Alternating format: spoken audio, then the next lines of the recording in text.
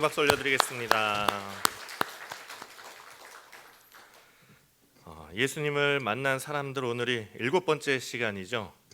아마 그런 것 같습니다. 저도 정확하게 잘 모르겠는데 예수님의 형제들입니다. 예수님의 형제들. 어떻게 보면 예수님을 가장 먼저 만난 사람들이기도 하지만 또 어떻게 보면 가장 예수님을 이해하기 힘든 사람일 수도 있습니다. 저희 아이들이 보는 유튜브 중에 현실남매라는 그런 채널이 있습니다. 현실남매는 기본적으로 어떻습니까? 티격태격 싸우는 게 가장 디폴트 기본 값이죠. 여러분도 이렇게 자녀 키워보면 늘 사랑하라 얘기하지만 늘 다툽니다. 이 부모님의 사랑이랑 또 이제 집안의 재화를 서로 공유해야 되니까 그걸 가지고 경쟁해야 되는 사이다 보니까 뭐 TV를 봐도 오빠는 이걸 보고 싶고 동생은 이걸 보고 싶고 셋째는 뭐 보고 싶은 게 다 다르기도 하고 저희 집에 아이패드가 하나 있는데 하나 있다 보니까 이제 기본적으로 첫째가 많이 쓰지만 둘째 셋째가 항상 하는 말이 뭡니까? 왜 오빠만 쓰냐? 항상 이제 불만인 것이죠. 연예인 김태희나 가수 아이유도 동생 입장에서는 그냥 잔소리하는 누나일 뿐이죠. 네, 그렇습니다. 그런 의미에서 예수님과 형제들의 관계는 어떠했을까? 뭐 따로 어렸을 때 형제들과의 내용이 나온 것이 없어서 모르겠지만 오늘 형제들을 대하는 예수님의 모습을 보면 어떻게 대합니까? 형제들이 찾아왔는데 내 형제 아닌데? 막 이렇게 얘기하는 거 보면은 예수님도 현실 남매시구나 라는 생각이 조금은 들었습니다.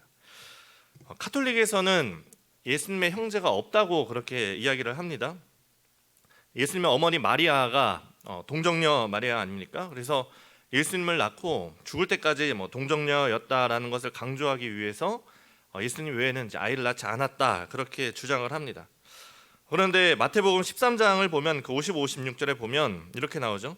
이는 그 목수의 아들이 아니냐? 그 어머니는 마리아, 그 형제들은 야고보, 요셉, 시몬, 유다라 하지 않느냐? 그 누이들은 다 우리와 함께 있지 아니하냐? 그런즉 이 사람이 모든 것이 어디서 났느냐?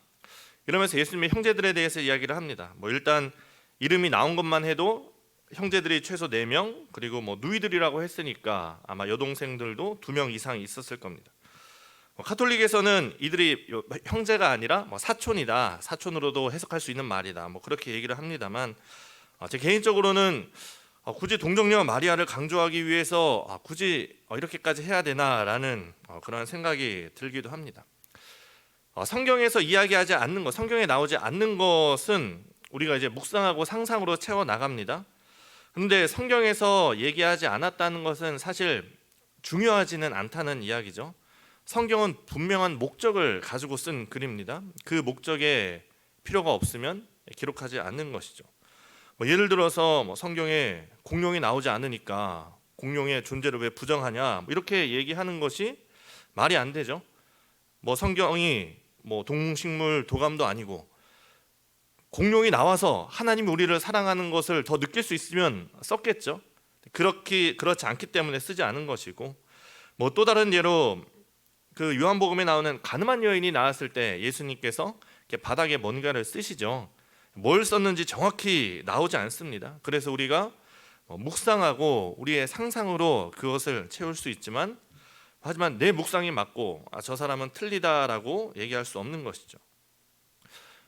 그런 의미에서 이 예수님과 예수님의 형제들에 있어서도 예수님의 형제가 몇 명이냐 이런 것이 중요한 것이 아니죠.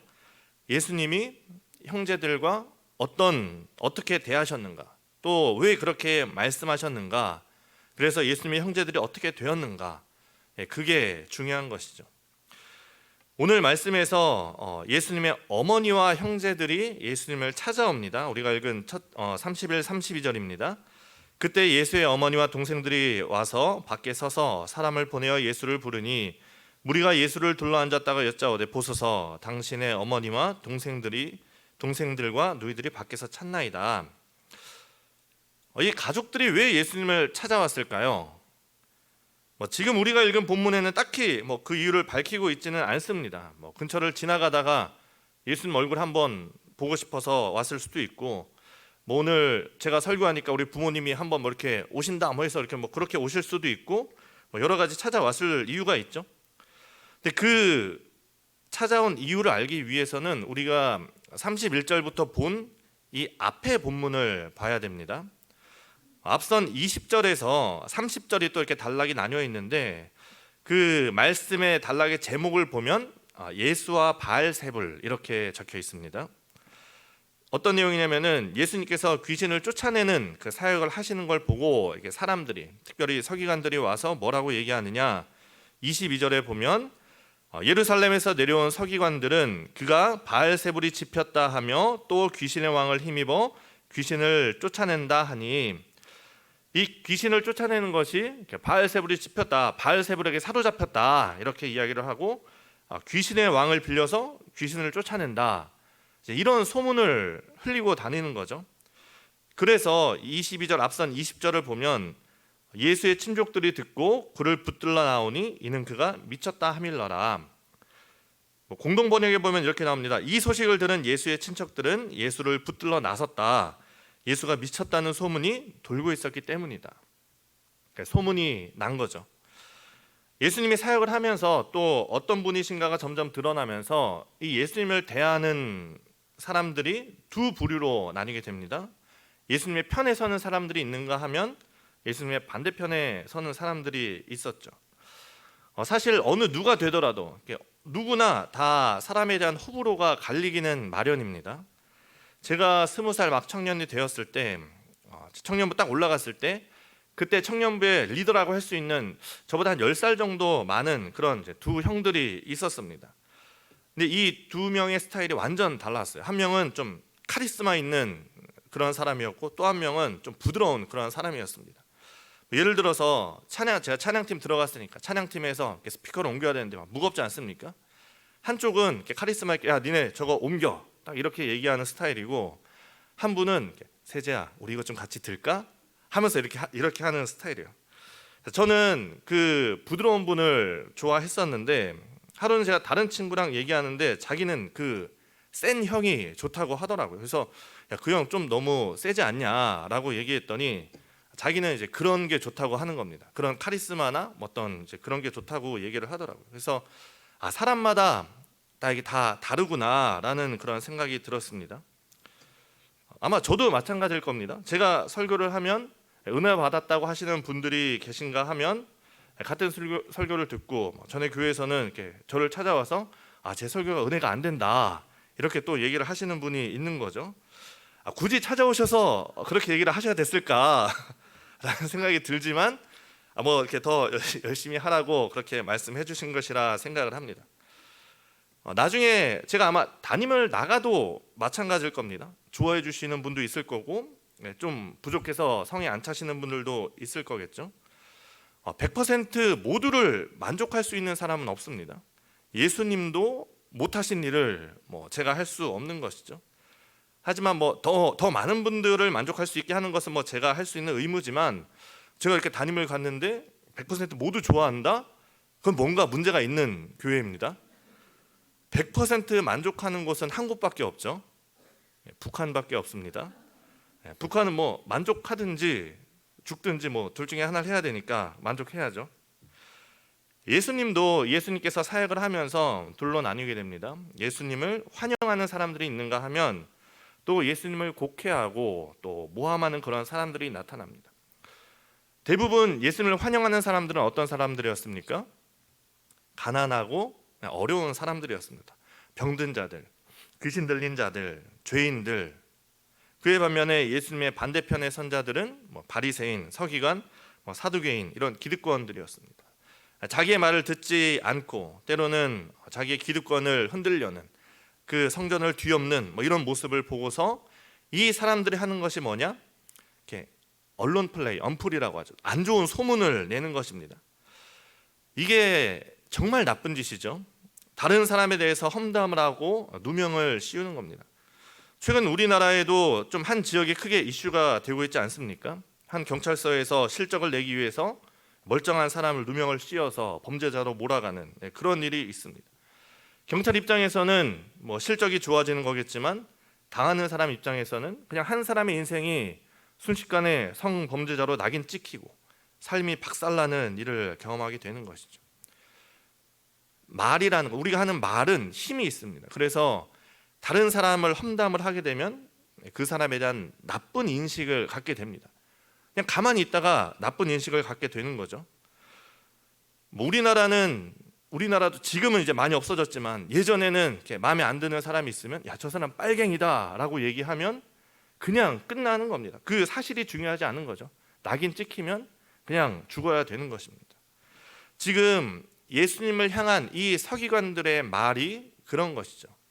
예수님의 사역을 보고 귀신 들렸다. 아니 저런 기적 같은 것을 어떻게 사람의 힘으로 할 수 있냐. 저건 분명히 귀신의 힘으로 하는 거다라고 나쁜 소문을 내는 거죠.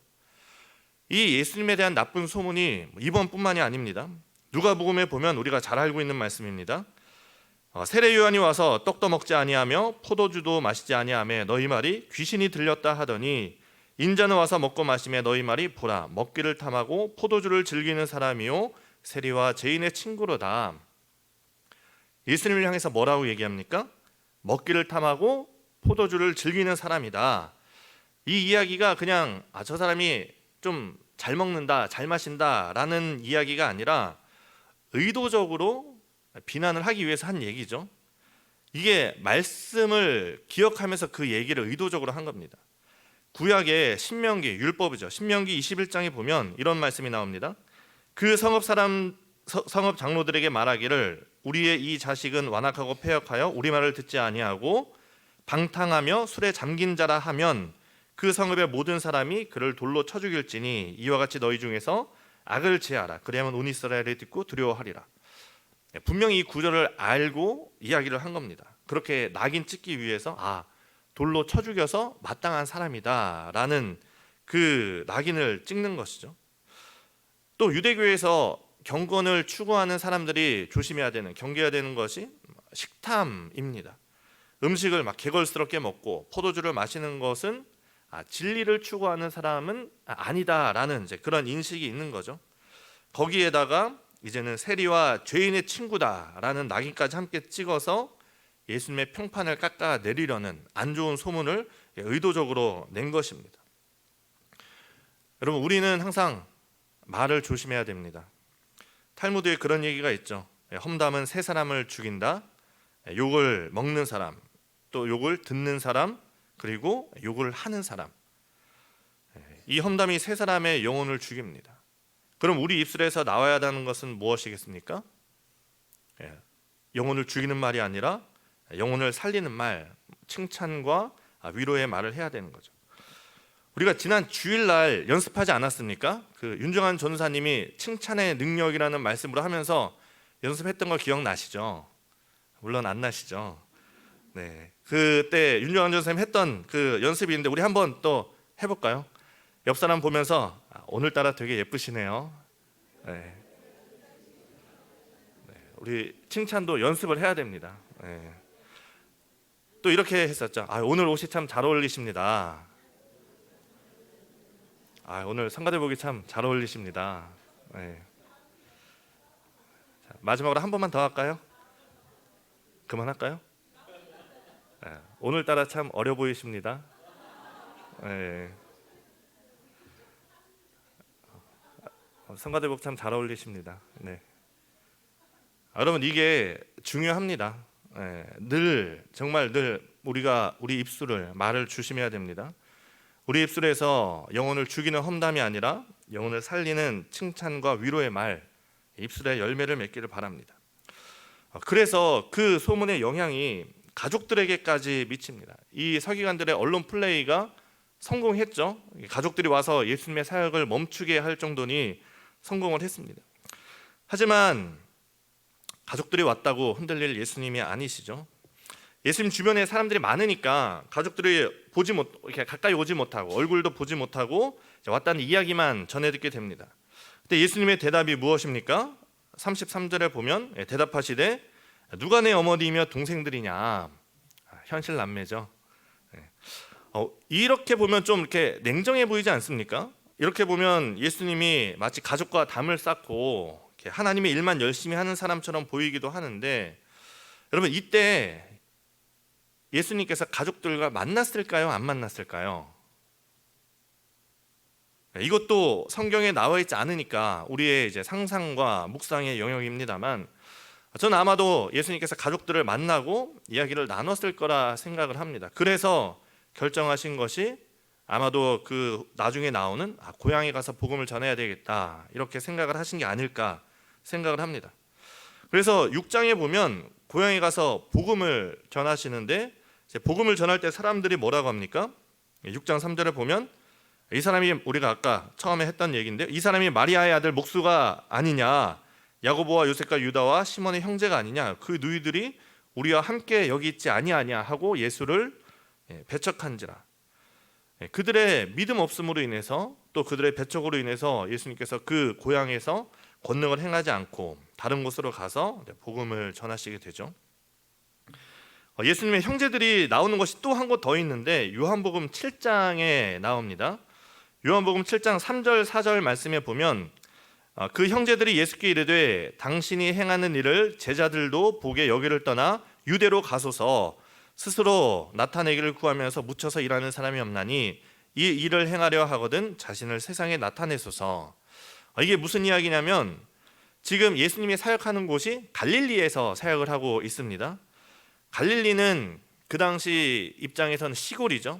예루살렘에 있는 그 유대 지역이 가장 번화가인 것이고, 갈릴리는 시골 동네입니다. 그런데 이 예수님의 형제들이 예수님께 대단한 능력이 있는 걸 알고 한 얘기가 뭐냐, 이렇게 갈릴리 시골 동네에서 작은 곳에 있지 말고 상경해라, 저희 큰 도시 유대로 가서 자기를 좀 드러내라, 이렇게 이야기를 합니다. 이것이 예수님에 대한 믿음이 있어서 한 얘기가 아니라 예수님을 이해하지 못해서 한 얘기죠. 그래서 이어지는 5절에 이렇게 나오죠. 이는 그 형제들까지도 예수를 믿지 아니함이러라. 오히려 예수님의 사역을 제대로 알지 못하고 마치 그 마귀가 예수님을 시험한 것처럼 네 영광을 나타내라 얘기한 것처럼 지금 제자들이 예수님께 그렇게 이야기를 하고 있는 것입니다. 그러니 이런 믿음 없는 형제들을 보면서 예수님이 하시는 말씀이 뭡니까? 누가 내 어머니며 동생들이냐 말씀을 하는 것이죠.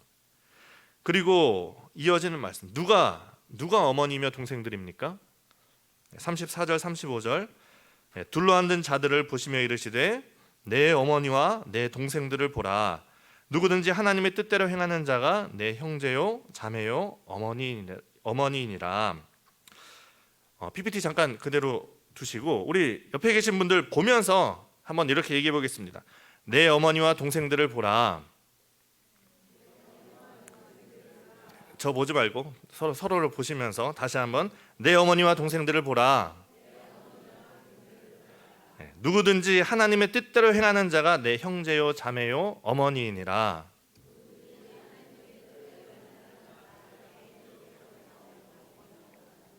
아멘.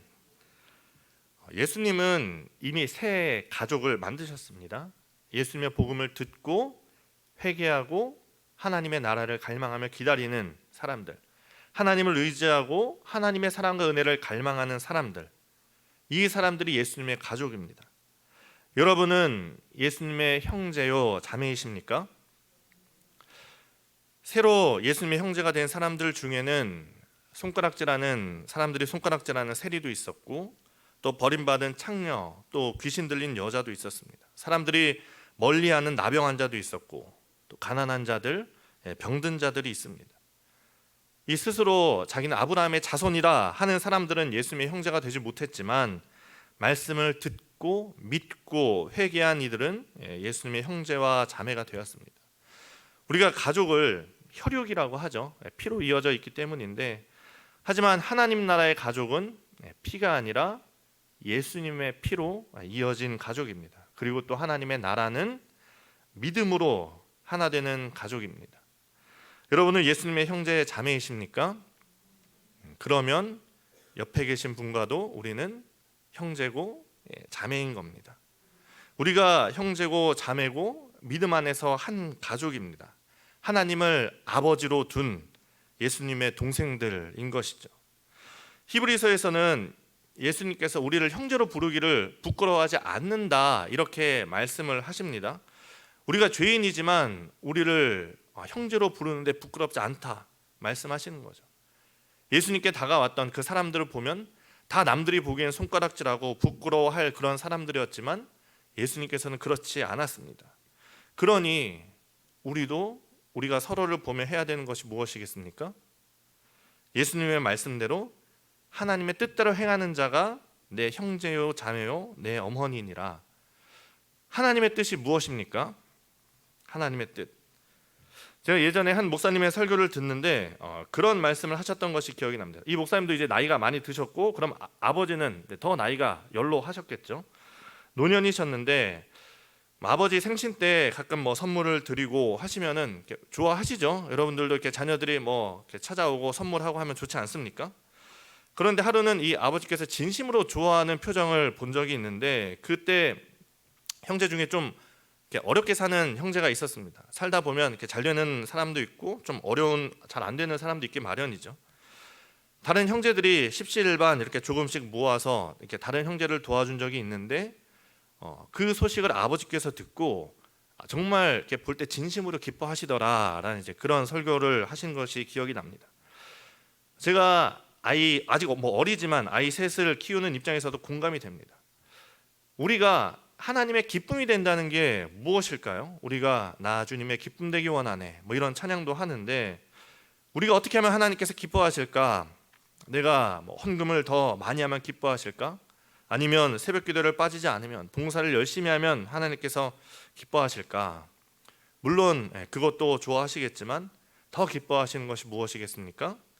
우리가 서로 사랑하는 것, 어려운 이들을 돕고 우리가 서로 험담하지 않고 우리가 서로 사랑하면 그것이 진짜 하나님의 기쁨이 되는 것이죠. 우리 아까 옆에 계신 분들 보면서 한 거 다시 한번 해볼까요?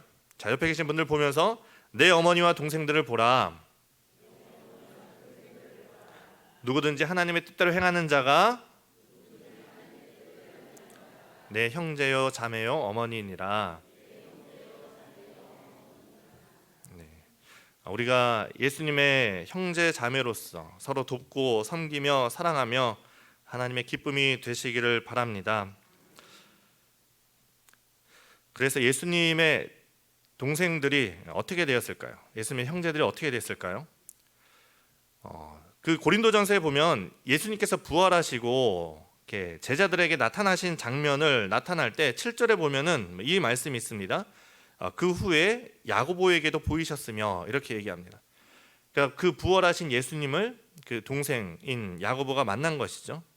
그리고 나서 이 야고보가 어떻게 되느냐? 나중에 뭐 사도행전 15장에 보면 예루살렘 공의회가 열립니다. 지금으로 보면은 이렇게 교회 총회가 열렸는데 그 총회장을 예수님의 동생 야고보가 맡게 됩니다. 그러니까 이 예루살렘 교회 첫 교회의 수장이 된 것이죠. 그리고 뭐 전승에 따르면 후에 교회를 지키다 투석형 돌에 맞아 죽게 됩니다. 둘째 동생인 유다는 어떻게 됐을까요? 우리가 아는 성경에 있는 유다서가 바로 예수님의 동생인 유다가 쓴 편지입니다. 유다서가 이렇게 시작을 하죠. 예수 그리스도의 종이요 야고보의 형제인 유다는 부르심을 받은 자 곧 하나님 아버지 안에서 사랑을 얻고 예수 그리스도를 위하여 지키심을 받은 자들에게 편지하노라. 예수님의 형제였습니다. 그런데 예수님의 형제라고 표현하지 않고 예수 그리스도의 종이라 이렇게 표현을 합니다. 육신의 형제에서 이제 믿음의 형제가 된 것이죠. 요셉이라는 아버지를 둔 가족에서 이제 하나님을 아버지로 둔 믿음의 가족이 된 것입니다. 그리고 그것은 우리도 마찬가지죠. 우리 모두가 하나님을 아버지로 부르는 믿음 안에서의 한 가족입니다. 다시 한번 둘러보십시오. 둘러만 보십시오. 우리가 믿음 안에서 한 가족입니다. 서로 사랑하십시오. 우리 함께 기도하겠습니다. 우리 함께 기도할 때 오늘 말씀을 기억하면서 하나님, 내가 주님의 기쁨이 되길 원합니다. 하나님, 정말 주님께서 우리에게 말씀하신 대로 또 우리가 하나님의 기쁨이 되기 위해서 우리가 서로 사랑하는 믿음 안에서 정말 진짜 한 가족이 되는 우리 교회 공동체 될 수 있도록 인도하여 주시고, 교회 공동체뿐만 아니라 이 나라 민족도 서로 사랑하는 나라가 될 수 있도록 주님 함께하여 주옵소서. 우리 말씀을 기억하면서 함께 기도하며 나가겠습니다. 기도하겠습니다.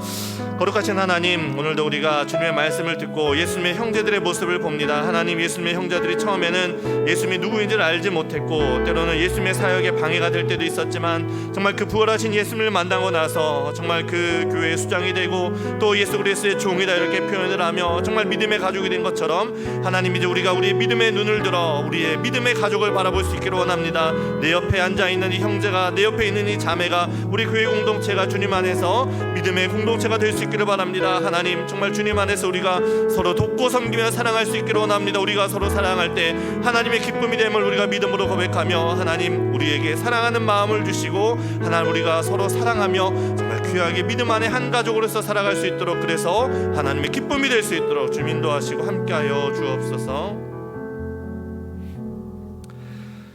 거룩하신 하나님, 예수 그리스도 안에서 우리가 한 하나님을 아버지라 부르는 믿음의 가족으로 불러주시니 감사합니다. 그리고 이제 우리가 할 것은 우리의 형제자매를 서로 사랑하는 것입니다. 우리가 서로 사랑할 때 정말 그때 하나님의 기쁨이 됨을 우리가 믿음으로 고백하며, 우리가 서로를 위해 사랑하고 섬기며 정말 칭찬과 위로의 말과 영혼을 살리는 말을 하며 서로 사랑하는 귀한 믿음의 가족 될 수 있도록 인도하여 주옵소서.